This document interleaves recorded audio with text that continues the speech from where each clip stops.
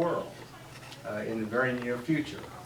And the only thing that will prevent that, I believe, is unnecessary and excessive government regulation. And we know that that can happen because this administration, it's hard to believe that in America, we are the only country in the world in which you cannot build a new coal-fired plant because of regulation. And that's not the direction that we need to go in America, because we have the technology available to use our natural resources to produce low-cost electricity so that we can be competitive in the global marketplace and still abide by environmental laws. And I like to remind everyone that our CO2 emissions are the lowest that they've been in America in 20 years.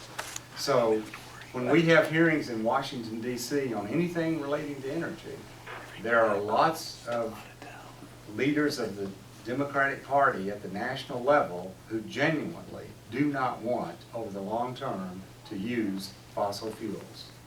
And as a matter of fact, the president of the Sierra Club has said, we eventually do not want to be using fossil fuels. But I genuinely believe that if we are going to be competitive in the global marketplace, we have to have low-cost electricity, low-cost transportation fuels, and we have the ability to do it. So I think that's the challenge that we have moving forward. And coming to North Dakota today certainly reemphasizes that to me.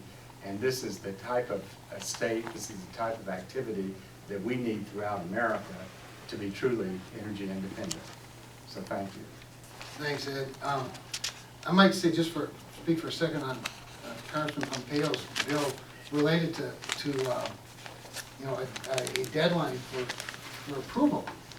On the North Dakota Public Service Commission, and I served on it for 9 years and carried the pipeline portfolio, we had that. We were compelled to get our job done quickly by statutory deadlines. And we found that when we did our work quickly and thoroughly, companies did the same thing. There was more of an incentive to get it done than to not get it done. And it worked very, very well. And I'm very proud of that, and I appreciate so much your bill. With that, there are a lot of smart guys up here, but we want to talk about what you want to talk about, so let's open the floor to questions. What do you think that the train accident in Canada is going to do for the prospects for rail shipments of oil or the Keystone Pipeline, for that matter? Well, personally, Dale, I don't think that the accident in Canada has anything to do with the Keystone Pipeline personally. I think that as tragic as it is, and it is a tragedy, and I think that's what we ought to focus on. This was a very tragic, unfortunate accident that we don't know all the facts about yet. Like many accidents, I suspect that perhaps it could have been prevented. But I would also say that rail in the United States has proven to be a very safe mode of transportation for goods, services, and people.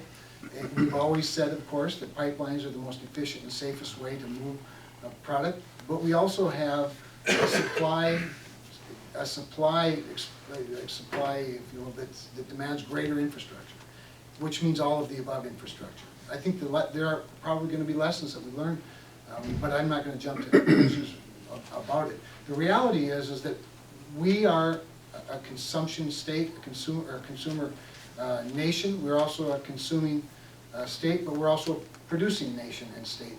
And we need to get product from the supply to the demand, and we need to do it in the safest way possible. But I don't think that there's any. Personally, I don't think there's anything to be drawn from this accident that's a statement on the Keystone XL or any other mode of transportation. The reason I mention it is because does this not make pipeline shipments look bad by comparison?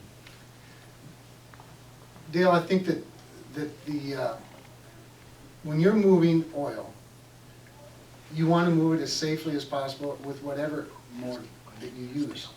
We need them all, and we need them all to be as safe as possible. But for rail, North Dakota would be in a little bit of trouble, wouldn't it?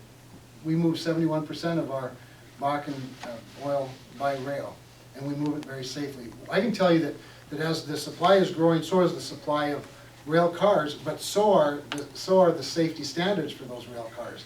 Every new car is safer than the previous car, and we have very high standards, federal standards in the United States. We have very high corporate and industry standards in the United States. We don't know all the facts with regard to that particular accident yet, but we need all of the above, and we need it to work well. Anybody else? Yeah. Let me just say one thing. One of the things that our committee once had jurisdiction over was railroads, but we don't anymore. Half that loss of jurisdiction happened before my watch. But we do have jurisdiction over just about everything else, and one of them is pipeline safety. And in the last Congress, one of those 88 bills, or one of the 40 bills the President signed into law, was a pipeline safety bill that passed in the House on a unanimous vote. Happened to be called Upton Dingle, so it was a good name. But it upgraded 57 standards for any new oil and gas pipeline. And it was prompted by a number of things. We had the San Bruno explosion, unfortunate explosion in California. We had a number of different breaks here and there.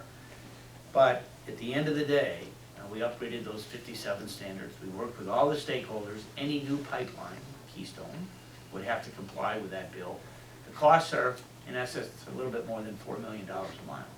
It's a good investment to make sure that it's safe going through every community. But, you know, today, the oil that we saw moved around. Some by truck, some by rail, obviously some by pipeline. There's advantages to them all. We want to do all that we can to make sure that they're safe. But, I'm confident that there'll be a full investigation of the Canadian explosion.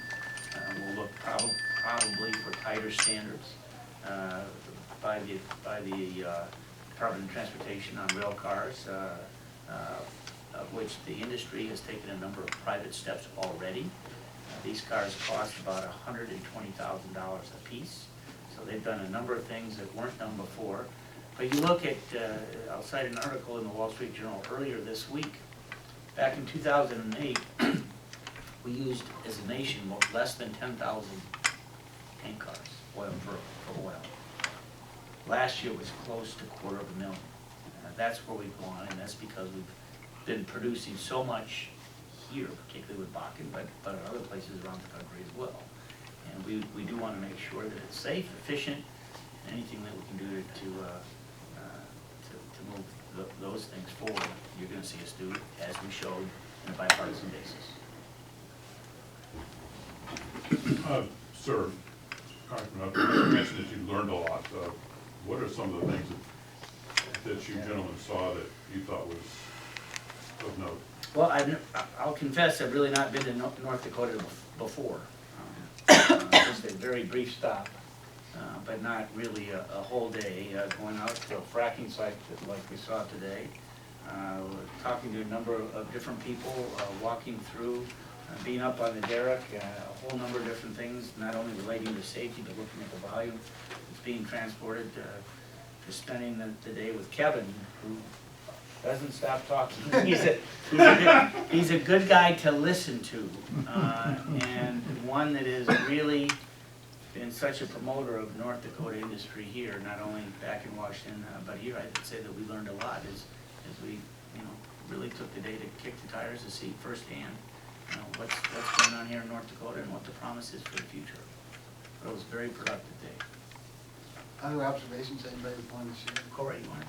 Corey's been here actually a number of times. Well, I would just say it was great to be here. When you walk into the rig and you go into when These your constituents. sorry, Corey They Gardner don't have from microphones in Colorado, Colorado. and when you walk into the rig and you see the flags from the different states of the employees that are working there. I mean, North Dakota had in this one rig people working, living, contributing to your economy here from Colorado, from Texas. There are other state flags from New Mexico. All who came for jobs and to be a part of a growing economy in North Dakota. I'll tell you, in my district, we have some great oil and gas development taking place right now, and we've actually benefited from the developments taking place in North Dakota because we have businesses that are starting to locate both in Colorado and North Dakota because they're taking advantage of the locations and the opportunity you've created here. But I do want to stress the leadership that Kevin has shown in the United States Congress. It was about 2 or 3 weeks ago, I think it was, where you led a leadership hour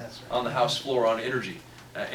You want the North Dakota story It's on that leadership hour that he was able to share with the country on C-SPAN the story of success, and North Dakota's powering America, and that's pretty doggone exciting. I would also say, I come from eastern and southeastern Ohio, and the 6th District of Ohio has got all of the Marcellus and the Utica Shale underneath the feet. And so what's happening here in the Bakken is about 6 or 7 years ahead of the region that I live and represent. So seeing what's happened here, the home building and the unemployment rate that is so low, and all of the opportunities, and my goodness, the cash bonuses to get people to work at fast food restaurants, for crying out loud. We're looking forward to having that kind of opportunity come to eastern and southeastern Ohio. So I appreciate Kevin and all the folks here helping to put this together as well. I want to add one thing that stood out to me, and that's I love natural gas, and to see it flared off so frequently here reinforces my thought that Congress needs to act to create more demand on natural gas, whether it's in transportation or other areas. To see it go to waste like that was really, it hit me. Otherwise, that was the only negative. I've never been here, wanted to come to the Bakkens, yes. That's my bucket list. I wanted to come up here because I wanted to see how they were doing it. And we saw every facet from the very beginning to the last part of the, when it's just being pumped and it's all been reclaimed and it just looks so natural out there. So I'm really impressed, but it has driven home to me a need to deal with natural gas and increasing demand. Other questions? Well, with that, should we expect to see some draft legislation come into the committee or out of the committee anytime soon from this? We moved just this week. We moved Mike's bill on an expedited permitting process for pipelines. And I believe we're going to be this coming next week. And we're hoping that it'll be on the House floor for debate. Again, it was passed with Democratic votes. All the Republicans certainly, but we had a number of Democrats as well. And should be on the House floor before the August break. We're looking again to continue to push Keystone. That'll help this whole region, as well as the whole country. So on the natural gas side, we're going to be looking at a number of things on infrastructure as well. And we've seen real incentives for additional uses. One of the items that we've known about for a little while is BNSF is one of those railroads that's going to attempt to use natural gas for the power of their locomotives. And they can save, they are the largest consumer of gasoline, diesel fuel in the world on a day-to-day basis, outside of the U.S. military, I think, so the largest commercial user. They can save, and it's a third of their output financially, they can save 50% on the cost of fuel, and obviously less emissions by going to natural gas locomotives. They're taking, I think this year, September, later this year, both General Electric as well as Caterpillar are going to be providing three locomotives for them to try out to see how they're going to work. But again, Cummings is doing a semi-truck. you can see a lot of this thing happening because of the abundance and obviously the supply and demand. The price has dropped by nearly 2/3 over the last 4 or 5 years, but we've got to get it to market. It's no good sitting in the ground. We've got to get it to market. You know, it's interesting, we don't often think of us as having hit a demand wall, but in many respects we have. Not only are we supplying, is there a supply, of course, an oversupply, but the demand wall is not because there's not demand for the product, but rather there's the infrastructure is such that it's created this bottleneck in getting stuff to market. So one of the things, and everybody's talked about Mike's bill, but Mike, and so we should let him. But one of the other one of the great opportunities, you guys, and we talk, I don't talk about energy independence much, I like to talk about energy security. And one of the things that natural gas provides, I think this country, more than anything, is an opportunity to trade, to export fossil fuels. And so we have these LNG ports that are being approved slowly, one at a time, by our Secretary of Energy, who's, it seems like a sincere fellow. I think we've all had him in front of our committees. We'd like to move that along a little faster, because quite honestly, I'd like to see natural gas as becoming, you know, a fuel for export, not just a fuel for use in our country. We have a lot of other fossil fuels that can be used for things like electric generation and certainly includes, you know, transportation. But I also like to see us open up the export opportunities that natural gas presents, a high supply of natural gas presents. But most of it is held up by regulation, again, often the same story. What do you gentlemen think of the prospects for federal regulation of hydraulic fracturing? And how well do you think that idea would be Wow, received? is our time up already? Who wants to talk about that? Fred, Fred. you're the expert. Go ahead. Well, as you may know, we've, you know, in the last 40 or 50 years, we've literally had more than 1 million different fracking situations, not a single documented case of groundwater contamination. The industry feels quite confident that they're able to do this in a very safe manner. We certainly saw that today in terms of the activities that took place. Many in the industry do report the ingredients that they use in terms of the chemicals that they have. Much of the sand actually comes from my district in southwest Michigan. Just, I think, some of the sand that we saw today. And without hydraulic fracking, and we've seen great advances. I mean, that is one of the reasons why we have made the advances we have to create the supply that we have that is really helping the folks that need it most, the middle class, lower income families. They're able to take advantage of those lower costs and have a much better quality of life. Not only just the jobs that we're seeing created. So, you know, we may take a look at this later on in some hearings, but I don't. There was an amendment that was going to be offered to the Energy and Water Bill earlier this week, and at the urging of certain key Democrats, that amendment was withdrawn because they knew that the outcome was going to be pretty overwhelming in terms of its opposition. What amendment are you referring to, sir? I'm sorry, say it again. What did you just refer to? What board? There was an amendment, I think it was offered by Lynch. It was a California member. Oh, No, yes. who was it? Wasn't Lynch. It's a Bass. Yeah. Karen Bass. Karen Bass, she was gonna offer an amendment, and she got withdrawn, didn't get a vote in town. To do what? It was gonna- it I was- might just make one comment. EPA has spent millions of dollars already doing research on hydraulic fracturing. And the mere fact that after a lengthy review of the process, they still have not even proposed any regulations that I'm aware of. So we think that that's a positive development there, because there is no evidence that any aquifers are being contaminated. The new Secretary of Energy was asked specifically that question in a recent hearing, what his position was on hydraulic fracturing, and he actually said that he agreed with former EPA Director Lisa Jackson that there had been no history of, documented history of hydraulic fracturing contaminating the water. So the short answer to your question, I don't think you're going to see legislation coming out of the House that's going to recommend regulations, further regulations on hydraulic fracturing. It seems to be coming along very well.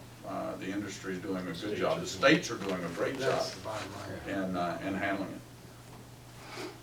For all that you all are doing as representatives of the people for energy, do we, as a state funded in fossil fuels, have to worry about so-called executive order with the EPA and any of this other shortcutting of the democracy here?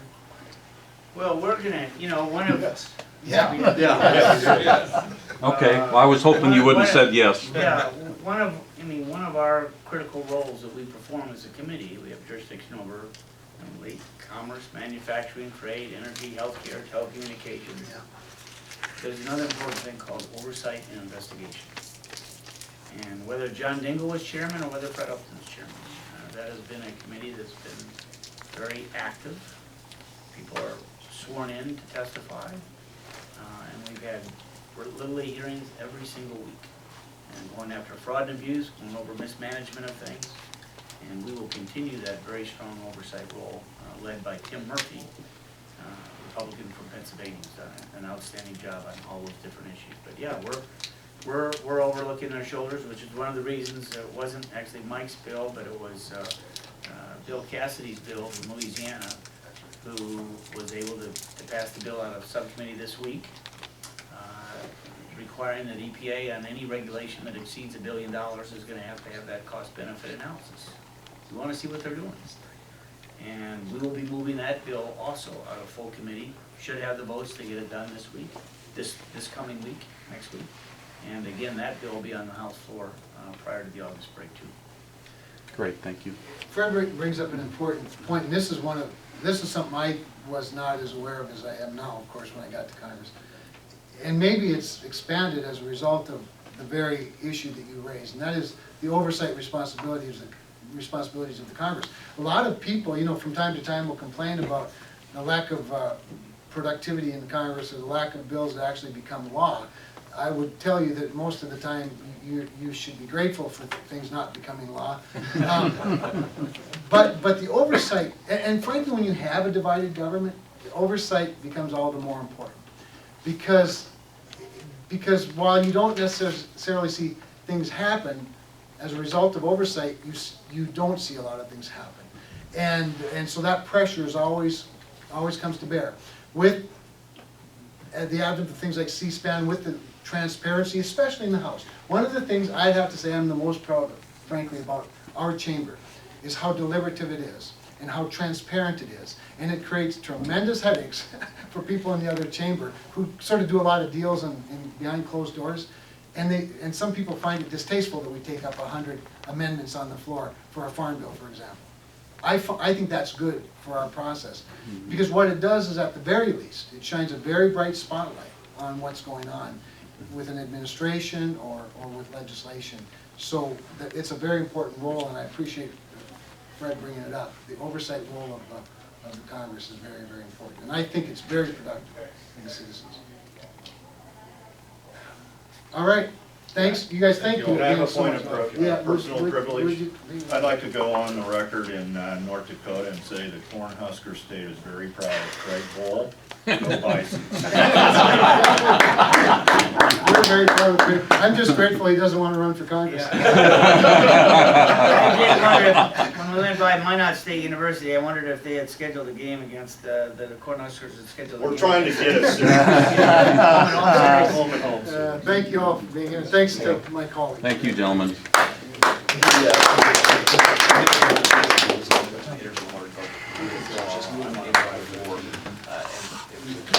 I'm glad you walked in with that. You saved me trouble. I got 5 calls.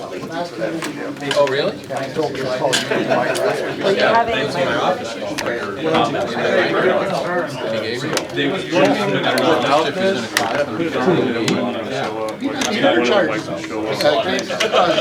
It was. Right. Yeah, no, like I thought both levels were working without it, and That's true. and it wasn't working. That's true.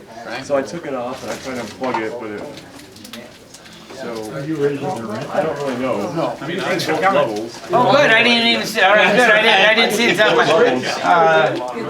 We went by. Train went by. I think they're done. I checked it out. Thanks. We know who to call if our meeting's delayed.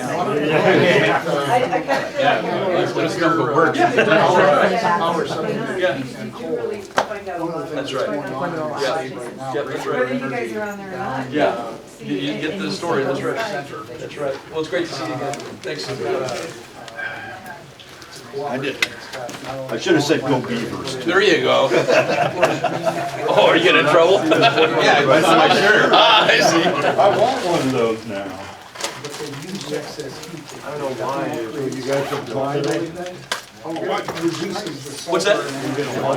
Yeah, so I've got a 5:20 flight to Denver. Yeah. So, yeah. Where did you get this? So I have the Niobrara shale play in my district, so it's not. Yeah, so it's north, south, and east of Denver. So it's Greeley all the way down to the New Mexico border, big area.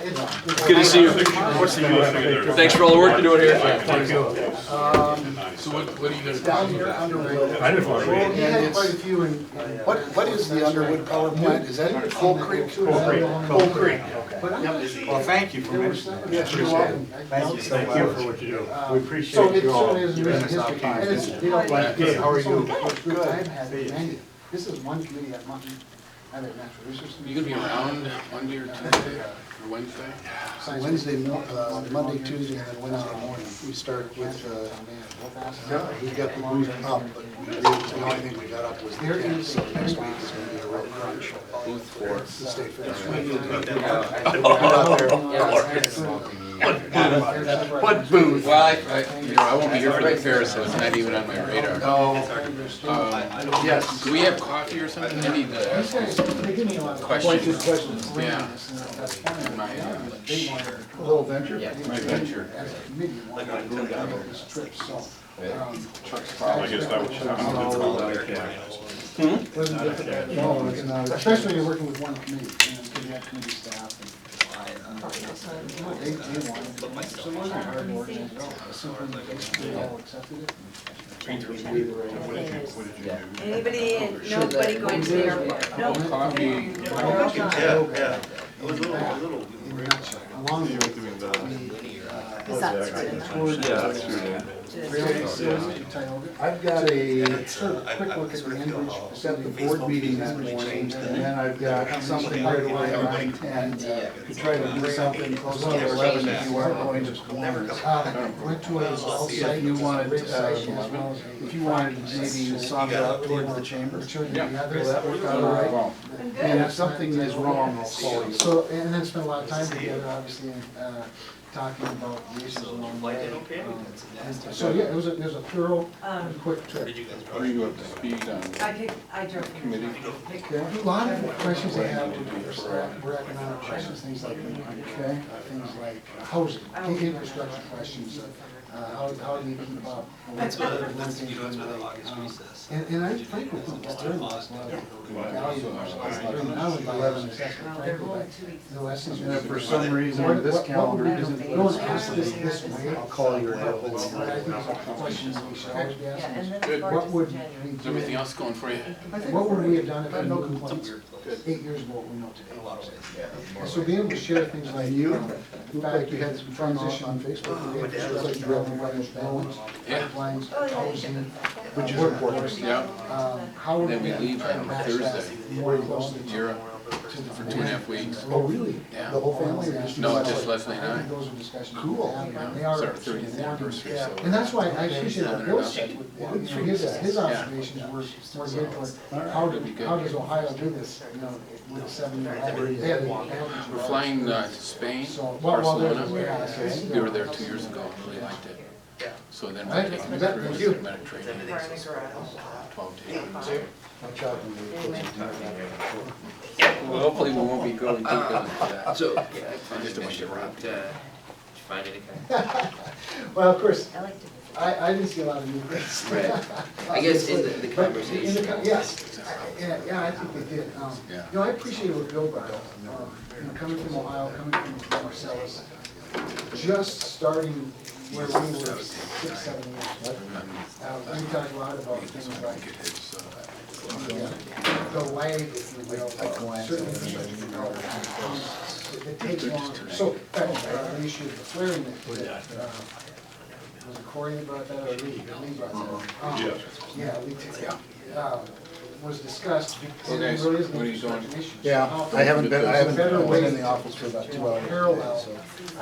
Been to Velvet twice. What'd you build? We went with our golf tournament. I brought the okay. Yeah, really quick. So I went down So we go. We used to stand Just for in case. They lost an hour on the course. Just after it started. Just to have like Started our raining, backs. that would have been. But there's something different about when the going out lightning there started down there.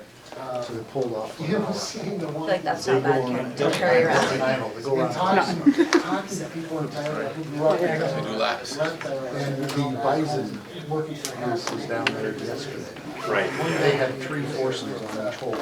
After 16 On a years, 9-hole course, you can't be staggered, so they had teams of 12 plodding around the course. So there's a lot of that sort of Dwayne Swinger was down for some Was it an rain something or other down there. You know what, one of the things that I didn't comment on, I He appreciate said, this too.